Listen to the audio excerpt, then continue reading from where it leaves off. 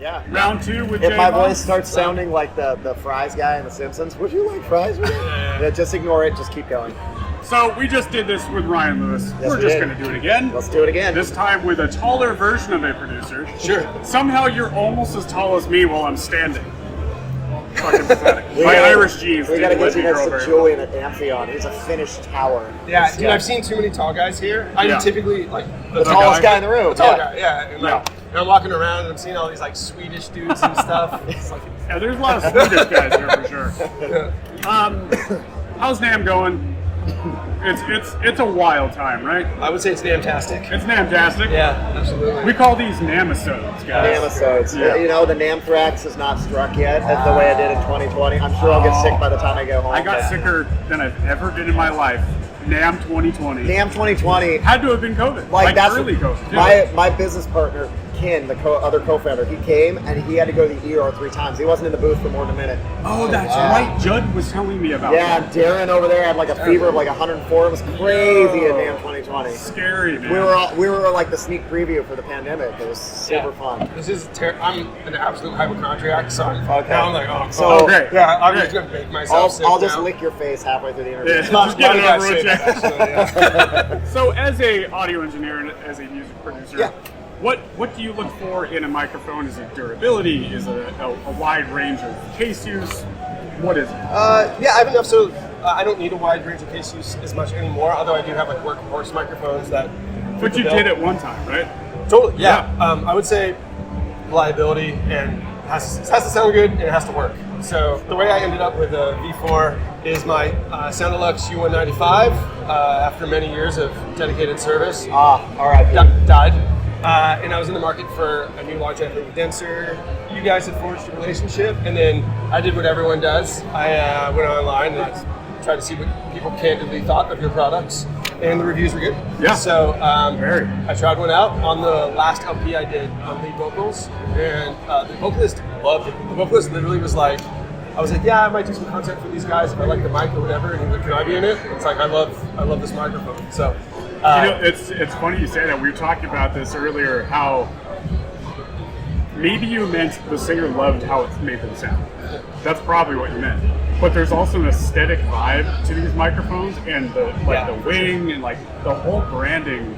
They're rad looking microphones, and that matters to me. Like, Yeah, I think, and there's something too, like, I was glad that you sized this up on the V2. Yeah. And there's like there's an element of that. I mean, it's just that like vocalist walks up to microphone and they just like want to feel important. Want to feel good? Yeah. You know, and like it helps. Like if it looks good. especially a vocalist. Especially vocalists. Yeah. But there's like a moment, right? Like where like usually the vocalist has understandably some anxiety like going into like the recording process too. Yes. And if I'm just being totally honest, like if you're gonna have a prima donna in the band, it's likely the vocalist, right? So like, Then the guitar player, Don't discount guitarists. guitar player next. As a Yeah. bassist, trust me. Then drummer. Bass player's usually the chillest. yeah, it's true actually. And then so to walk to the microphone, they want to hear themselves represented well. And I paired this with what did I use? I think I used Distressor, like just on the way in. That'll do it. Yeah. And that was like the 1-2 punch. Yeah. Yeah. And It landed it. yeah, totally. Thanks, buddy. Here's looking at you, kid. Here's looking at you, kid. Yeah. So, how much does aesthetic matter to you? We were talking to Ryan about this. That if he's got a vocalist that's in that, maybe a female vocalist, or just someone that wants to feel the moment and feel good about their environment. Yeah. Does that matter to you when you have? It matters to me because it matters to other people. Right. It might not matter to you because I know you. It doesn't matter Very to little you. matters to me. Yeah. But like if I wasn't at NAMM, like repping one of my own companies, like I don't wear purple ever. Yeah. Right. Ever. Like No. He's got a uniform. I look like this guy over here all day long, Black. every day, Yeah. black head to toe, and so this is very off-brand. Atypical of you. Quite off-brand. That's like the like everybody's text for a show or something, and you all have to wear black, and it just like it sticks. I literally like like Austin, Chris, James, me. You're the odd man out here. I had a mini spat with my CTO of this company just over like, are we really going to we do really doing purple purple? shirts? I thought it was a good move. It pops. Yeah, man. Like those red hats walking around. Have you seen everyone wearing the red hats? Yeah. Such good marketing. So, anyways, but yeah, I mean, like, there's something to be said for like you want your gear to look cool because like I know how the sausage is made, largely. You know what I mean? I don't really care what it looks like, but I care because my clients care. But you don't make it. That's right. It does look great. It looks great. We try. I'm kind of the opinion, like you said, the vocalist having confidence singing into the thing is part of the process, man. Like you said, like there's an anxiety. They come into the studio, like some vocalists are amazing on stage, and then they get into the studio, and the microscope is on them, and they kind of they freeze a little. It's a different experience. 100. They're not used to it either. Yeah. Yeah. So how many demo vocals have you flown in after this session and then EQ'd the crap out of an SM58? Yeah. Every trick in the book. Yeah. Absolutely. Yeah. Yeah. So cool. Would you? Okay, so you've been to NAMM more than too many times. The shine is off, my friend. Yeah, sure. So I'm not asking you, but I'm asking: do you think someone that hasn't been to NAMM, that's in music in any capacity, would you recommend they go at least one time in their life? I do. I think it's one of the things that, I'll say it this way, I think a lot of people shit on NAMM and they can be kind of gatekeepy about it. Sure. And shocking. Yeah, no, in exactly. any industry. Yeah, right. For me, I was talking about this a couple days ago. NAMM is one of a few things that I can think of where everyone in an industry meets up. It makes me feel like I'm part of the industry. And we can be just islands of our own. You got your studio in Massachusetts. You're just going. I'm managing producers from where I should be able to meet up and like shake hands and see what other people are doing. Get diseases. Get anthrax. Yeah. No, I find it pretty beneficial, and I personally recommend that if someone works in music in any capacity, they should go at least once. You want to go first? Go first. I think he's right. I don't yearn to come to something like this. You know what I mean? Right. But you're at a different stage too. To be fair. Yeah, that's true. But I mean, I would say okay, so my company that I came to NAMM with is in its infancy, probably compared to where I am in my production career. Right. Right. And so, we got a lot of exposure, way more conversations, way more signups, way more emails, way more enthusiasm, because we're out here talking to people who might actually care. So that's. It's worth it. It was better than not coming. That's for sure. That's right. I think for me it's more complicated. I mean, as a manufacturer, it costs me way too much money to be here. For a small company, it's a big expense. No, I found out how much it costs, and it was maybe twice as much as I thought it would be. Yeah, and then you've got the travel and the food and the beer. Thanks, Simon. I appreciate it. But yeah, so for me, there's this kind of the shine is off, like you said, how the sausage is made, right? Like I'm in here when everybody's setting up and it's chaos and there's forklifts and you gotta watch yourself so you don't get run over. But I think what you said about the people, that's why I keep coming back, because it's seeing people I haven't seen in a long time. It's my one time to get out from behind the soldering bench and talk to people and hear their stories and connect and then meet new people like you guys. This is the first time we met is here at NAMM. And I think, you were talking to Judd, so I'd never spoken to you until NAMM, and the other thing is we get so wound up about gear. I'm a gear manufacturer, so I'm going to say something that's taboo for gear manufacturers. Yeah, no, please. The best mic might be the one you have. If we spend half as much time pressing record as we do pressing reply on Gearspace or whatever, we would be a much better music industry, because we talk about gear there's this weird obsession. I agree. For some people, they're more focused on being able to identify obscure pieces of gear in old videos than actually making music. And I'm this is a means to an end. Yes, this is not the end unto itself. That's all it is. My job is to make a good tool. Your job is to make music with it, not to spend hours and spill much. Well, it's something that Jay, you're pretty good at this. A lot of producers, I was saying this earlier, they talk about the how to do the thing. And that's okay to do, but you especially lately focus on the why. Because it's fucking fun, it's inspiring. I like to make this client happy. Can you talk a little bit? Yeah, I mean, I take the words out of my mouth, but actually it's refreshing to hear the guy who makes the microphone admit that. You know what I mean? And it's really true. This is a tool. I like it. And there's other good ones here. There's almost nothing but good ones. Oh, yeah. Especially these days. I would say more good than bad. Yeah. Right. And So, but like, I really resonate with the ethos of what you just said. Microphone sounds great. It's really refreshing to hear. So that's awesome. And also the people matter. Like, Yeah. I talk to a lot of brands. Actually. There can be just something that doesn't click for me. Whether they're kind of snobby. Speaking of prima donnas, They're there's a few in complicated this to talk industry to. too. It's too much of a mess. We reached out to you guys. You got back immediately, and it was our vibe, which is casual. We just want to build a friendship. That's it. Like, we're all just having fun here. The vibe check is like the first thing I do with anybody we work with. Like, we have an endorser list on our website, right? And it's people who like use our microphones. Yeah. They paid for our microphones and they like our microphones. And it goes from guys like Dave Way and Jay Maas and Bill Schnee and Aaron Sterling down to people that you've never heard of. I just believe in their music, and I'm like, I want to put a link to your music because I think it's great. There's a good vibe. Yeah. So there's singer-songwriters that most people will have never heard of, and I'm like, I like your music, and I love that you're using my mic to make it. You know? By the way, I think that's a good tip for any young producer out there. We were talking about how you mentioned how we get wrapped up in the gear, in the how. Yeah. And if you're out there trying to get clients and you're trying to grow to Jay's level and above, remember that you got to be a good hang in the room. Oh my goodness. Be fun. Be a fucking normal person. When I was gigging, I was a mediocre bassist at best. Yeah. But I was always earlier on time. I knew the stuff, and I wasn't an asshole. Yeah. And those three things got me more gigs Yes. than my companions in that music 100%. program that were 100%. great bassists, but then they wouldn't practice. They wouldn't know these specific, hits and rhythm bits in each tune. You can tell I'm not a great bassist because this is how I'm talking about it. You can tell I haven't gigged in a long time. This is how I'm talking about it. But yeah, like being an easy-going dude, like in the 70s, you could be a prima donna and the dick and still be a rock star. Right. Now, you can go discover amazing artists that are just as good as that guy, and they're not assholes. So that asshole quotient in the music industry has gone way It's happening in film down. too. Excellent use of quotient, by the way. Yeah, I love that. I have an Yeah, right. God, it's so fucking funny. Yeah, no, I resonate with it too. That's awesome. Yeah, like there's so few prima donna engineers left. Trust me, there's a few of them. I met them, and they sponsor a lot of gear, But guys like you and Ryan are such easy hangs, and I'm like, yeah, you passed the vibe check. I want you to use my mic, and I want to hang out with you. Yeah, it's awesome. 100%.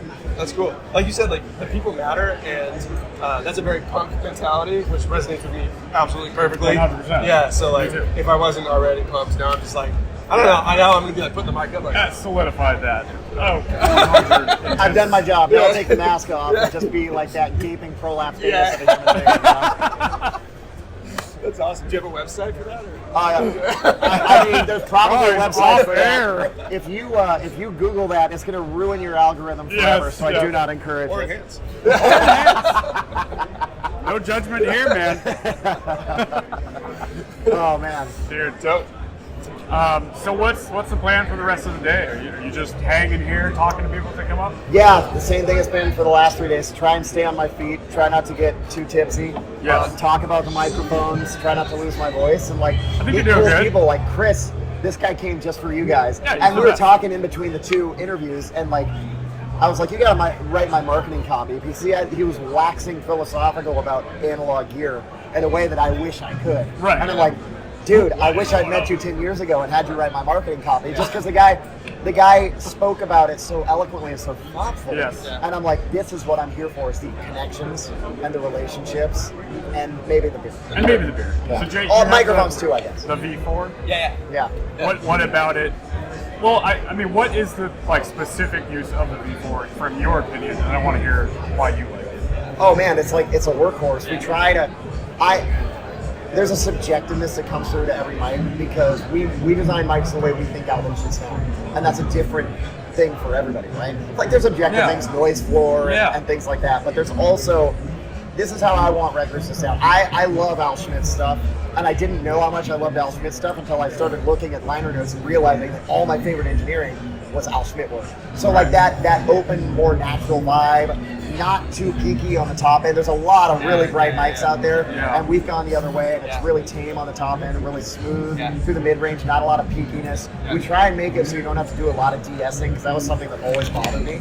Same. And like it's compress, de-ess again is like not something I want to do. No. Get it right to tape, as close as possible to the record sound. Yeah, you know? I agree with that as well. But this is very much a workhorse, you know, like it's supposed to be on a lot of things, and we try and make them versatile because people don't have 20 mics for vocal walker budgets anymore. The big studios aren't, you know, even the big studios are selling off their gear to make ends meet. So like, it needs to be versatile enough. But I want to hear your opinion on it. No, you do this more than me. I experienced the same thing, and I was really happy about that. So truthfully, I haven't tried your V13. I'm sure it's awesome. Yeah. One of the reasons I went for this, so when I got my SoundElect microphones, and that's a tube microphone, 195. The U95 is a tube version. And the 195 is the fat. Yes, and so I actually had both, and I liked the 195 better for all the reasons you just described, because I found the U95 a little toppy, a little sibilant, and so I went with like the non-tube version. So when I was like gonna pick between these two, and that, mind you, I cannot comment on this, I am sure it's fucking great. Yeah, but, no. I covered my mouth because I just burped, and that's gonna be edited out, right, dude? Thanks, like I tried this one first and I love it for all the reasons you do too. Typically I pair a lot of my vocal microphones with this La Chapelle mic pre that has a tube. Oh, yes. Yeah. Nobody knows about La Chapelle. It's incredible. They're the best. Yeah. So I pair it with this La Chapelle tube pre, so I was like, there's a good chance that my vocal signal flow is going to hit a tube anyway. At some point, yeah. Right. Get that je ne sais quoi. Yeah, exactly. And so there's like an EQ band on that as well. So like what's cool about this, like, is like you said, it's a little flatter, not too peaky, and then I usually like hit around 10K on my La Chapelle EQ through the tube on the way in, and I just find that like perfect level of silk, and then that's what I did on the last record I did, and I thought that paired really, really well. Yeah. Yeah. Now there's a place for those peaky mics because man, some of them, like I remember listening to one of Ellie Goulding's records, and I'm like, there is so much high end on her vocal. It's not grating, but there's so much high end on there, and I was shocked. Yeah. I was like, how is this working? Because I feel like I should have ear fatigue on it. Yeah, I always wanted to, like, does that come necessarily straight from the mic or like in the post signal chain? How much are they shelving? Just like, I would imagine it's probably a decent amount of shelf with something that's probably some sort of piece of outboard gear that sounds really nice up in that area. Yeah, totally. Yeah, I kind of did the same thing with my La Chapelle, and they paired like perfectly together. I love it. I love hearing that. That makes me really happy. It's actually something I've always wondered as a company that makes microphones. Do you guys ever recommend pairing your product with? Yeah, it's like cheese and wine, you know. I mean, I would imagine you do. I like the BAE 1073s. They make a really, like, I'm not a huge clone guy for, you know, one, because I make originals, and two, just because I think we shouldn't be trying to look backwards but forwards. We don't want to be derivative as musicians, unless, like I said, you're making like bumpers for Domino's commercials. Fine, you know. But I think, you know, the BAE, the La Chapelle is one I've heard. I got turned on to La Chapelle by one of our guys named Kurt Hoffler.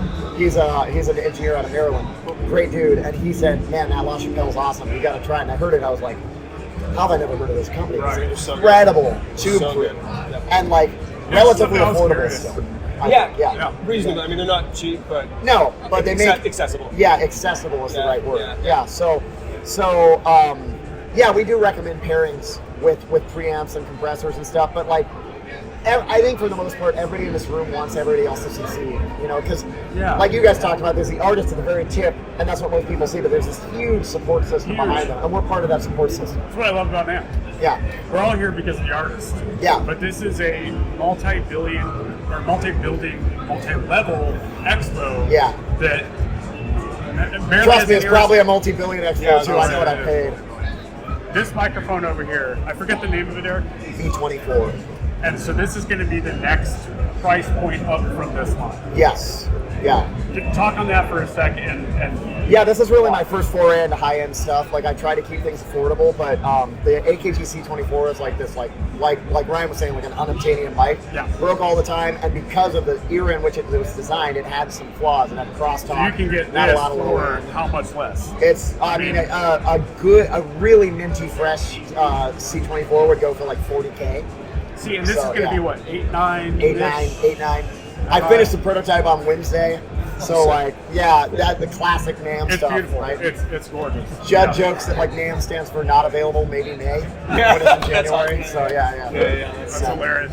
Yeah. So yeah, that's. I mean, to me, we're using like authentic CK12 recreations. I just joked about clones and originality, but this is an elevated version of something that you cannot really find anymore. There's not Yeah. a lot of them out there. They're in disrepair. They break all the time. So the guys at Sunset came and they were looking at it because they only have one C24, and like yeah, that's sure, like they do only have they're one. like we can only use this in one studio, Right. you know, and like they want And that's more. Sunset sound. Yeah, that's Sunset. Like, it's been Vintage around gear. Their forever, vintage yeah. collection is amazing and in really good repair actually. And I their bet. C24 was still breaking all the time because they're fragile. Right. These are a pain to build, man. So bet. that's why nobody does them. We're one of like a few companies that does. No, that it's does true. these, so, yeah. Yeah. That's amazing. These, we were talking about your mounts Yeah. earlier. You probably hate using these. They're just a rat's nest of a mess. And this seems clean and easy. Yeah, like traditional spider shock mounts. Oh, yeah. Fan, not a fan? Not a fan. Okay, yeah. I don't know anyone that is. Yeah, this one here. We're looking at this one. Thanks, David. I totally ruined. Sorry, fourth wall. Sorry about that.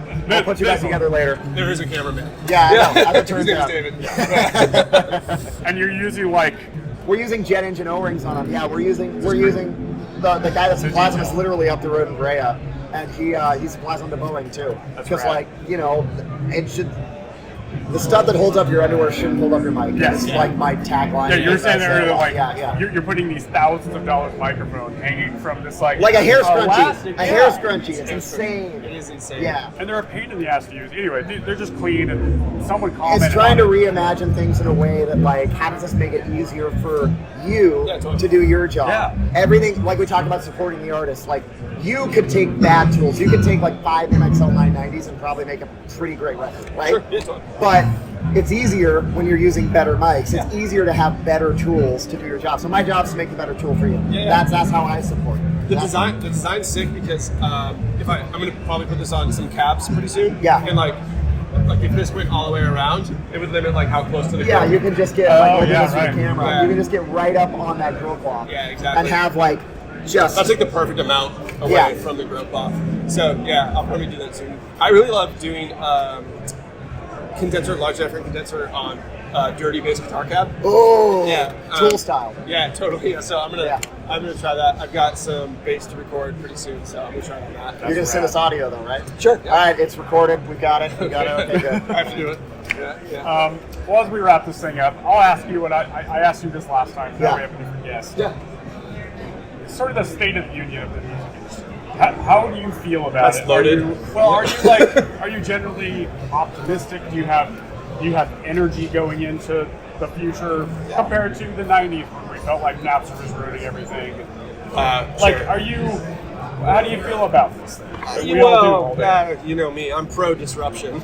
So And this is specifically why I'm interested in your answer. Yeah. I mean, your company is about disruption. Oh.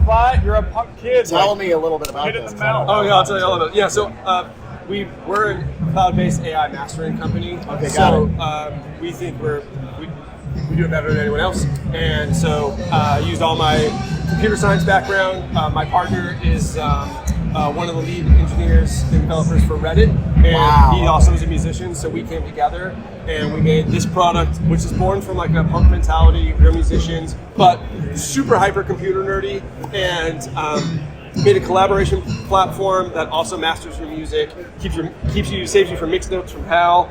And I named it after myself because I'm an arrogant asshole. I'm And- gonna show them the back of your shirt. Oh yeah, and we put Darth Vader on the back. I saw that. That rules, man. Yeah. Disney's right around the corner. You sure you Oh, want to I violate know. copyright? I had that thought.